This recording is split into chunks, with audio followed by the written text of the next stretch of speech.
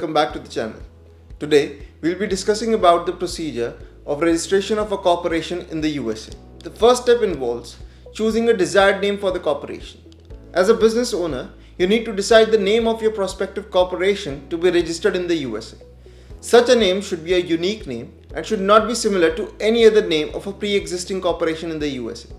Choosing a unique name and registering your IPR according to the repository available at USPTO is key to ensuring registration of your corporation. This requires comprehensive dedicated legal research because the law is strict regarding the protection of intellectual property rights in the USA. The second step involves choosing an appropriate business structure for the corporation.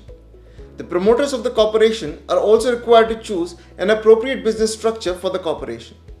The business structure should be chosen on the basis of the target audience, commercial activities to be undertaken, taxation structure of the corporations in particular jurisdictions, etc.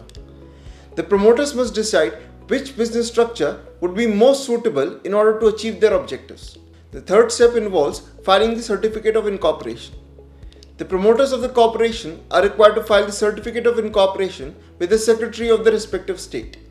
The certificate contains the important information related to the corporation, namely the name of the corporation, the purpose of the corporation, the commercial activities to be undertaken by the corporation, official address of the registered office of the corporation, the capital structure of the corporation, etc.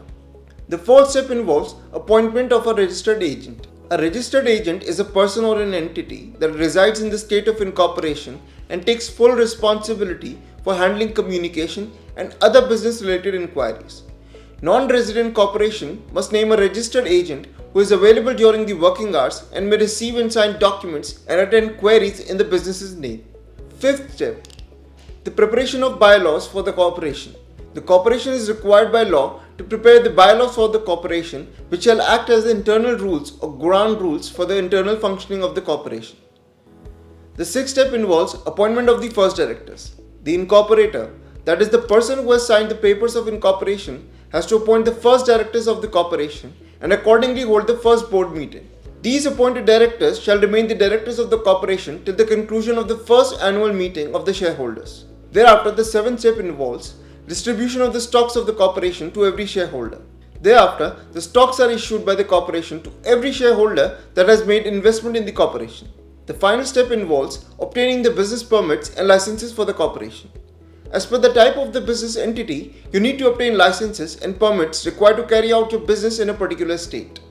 This is a mandatory requirement which, if left unmet, may lead to imposition of heavy penalties.